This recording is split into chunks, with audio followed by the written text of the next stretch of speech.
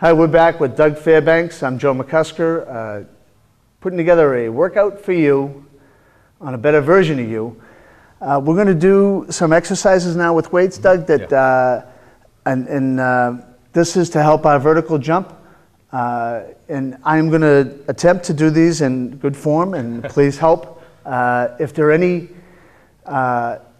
anybody out there that's going to do this work, please understand that you need to be supervised and taught how to do these things by a professional trainer, coach, somebody that's why certifications are there. We don't want you to get hurt. Make sure you check with your doctor beforehand if you get a bad back or something like that. A lot of these exercises can be harmful.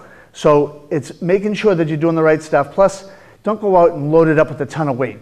The technique, always, and so being a guy, I want to be a guy about it, and I want to put up a zillion pounds, but that isn't the way to do it. You learn how to do it right, and then you can progress, right? So just, a cautionary thing to say, that you need to make sure you learn in the right way, and that you have the okay from doctors, and of course your folks, if you're doing this, and that they're on board, everybody's on board with it, okay? So, with all that said, what's the first exercise you want me to do? The first basic exercise that we want to do is back squat. Good old-fashioned back squat with the bar up on top of the back. Okay. So I bend my knees, making sure that I help my back. And since we don't have a squat rack in here at the moment, this will do. But we want to put the bar up on the top of your traps, and you want to bring your arms a little closer together. Okay. So that you have a good base of support above your shoulder blades. All right. So that way the bar can rest there. The wider those hands go, the less support you have. In terms of your upper back posture. All right. Okay, so then from that position, the basic stance is going to be a little bit wider than shoulder width. All right. And feet will be slightly turned out, 5 or 10 degrees. And basically from there, you're just going to keep your chest and head high, looking straight ahead, chest is out. Yeah. And you're going to basically start with the bending the knees and lower yourself straight down. Now, as low as you can go is great in terms of promoting flexibility as well as strength simultaneously. Any range of motion that you can get in safely with good form, you want to get into. So some people may start out with this and not feel that they can go as low as you are right now, Joe. Well, it's not a heavy weight too, right? And so that may be about as low as you can go. So your depth is going to be dictated a lot by your strength that you already have and the flexibility that you have. Now, I know I've tried to keep my knees from going out over my toes, because that was something I was told. Is that correct? Yeah, it's a little bit of a misunderstanding there. It's pretty impossible to squat correctly with keeping the knees above or straight over the shin. Everything from walking upstairs to jumping alone. If you watched anybody in any of the NCAA basketball tournaments jumping, their knees are going to be over their toes. So it's a little hard to do that. So it's a little bit of a misleading thing. It is a safety precaution that's given and sort of originated out of physical therapy clinics for the most part to restrict range of motion in the knees when going through rehab. But if you're a healthy individual, you should, and again, good flexibility, you should be able to go nice and low. But again, not way out in front, but don't be... Not so far past that it changes the rest of your mechanics. If your chest is up high, you have an arch in your low back, and you're fine, then you could sit as low as you can go. And you're really going to feel the drive out of your heels?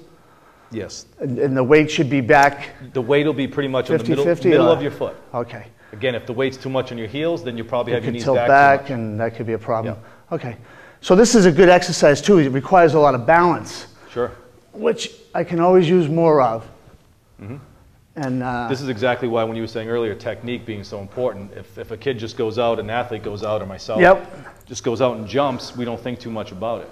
And part of the reason we don't think too much about it is it comes pretty natural for the most part, just like running does. But obviously doing these requires more thought, more conscious effort to think about chest up, think about squeezing the shoulder blades, think about keeping the feet flat. So there's at least 2 or 3 things that they're going to, when you start doing this, that you're going to consciously be thinking about in order to perform it as well as you can. Sure. Okay, and what would be the next exercise? The next exercise, again, is we want to start working hip extension. What you were just doing here with the squat is obviously a lot of knee extension and hip extension, but what we find from a lot of jumping is done in a short range of motion. So what tends to get not stretched enough when we jump all the time would be our hamstrings. Okay. Because we're in such a short range of motion. So the squat we just did brings our stretch really deep for the quads and the hamstrings. Yep. And now we're going to focus and more attention onto the hip extensor muscles, which is the hamstrings, the glutes, and the low back. Okay. Which propel us primarily when we sprint and when we jump. Okay. So we want the bar back up onto the shoulders, just like we did with the squat. Okay. Same exact position. All This is right. great because it stays the same. Not a lot right. of confusion here. The feet are going to be about hip width, Right? shoulder width. Feet will be straight ahead instead of pointed out. That's the difference with the squat. Okay. The knees will be slightly bent. Okay. Okay.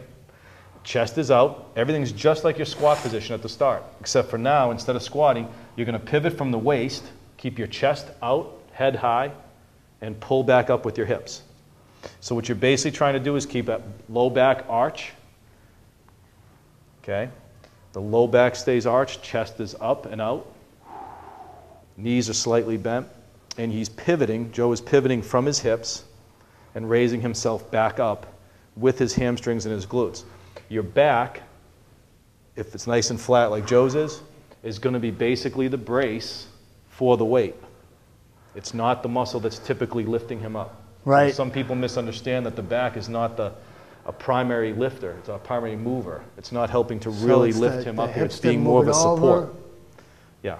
And so thinking about what I'm doing, just pull with the hip. Exactly. Now again, this can be difficult for some people to do. It can be a little uncomfortable for young kids to put this on their shoulders with not a lot of muscle mass there. Right. Because it'll be on the bony aspect of the shoulder blades. Yep. So it can be a little bit uncomfortable. You could put a pad on top of the bar if necessary, or wrap a towel around it for a little bit of comfort. Yep. And again, great exercise, but does take some teaching and some trial and error to do. All right. How about now and with again, the it weight? can also be used with a dowel too. It could be used with a lighter bar, obviously, and progress up to the 45 that we're using. Yeah. So I mean, anything that has a little bit of, well, they have those other bars that are 5 pounds, 10 pounds, whatever. Could you use dumbbells with something like that?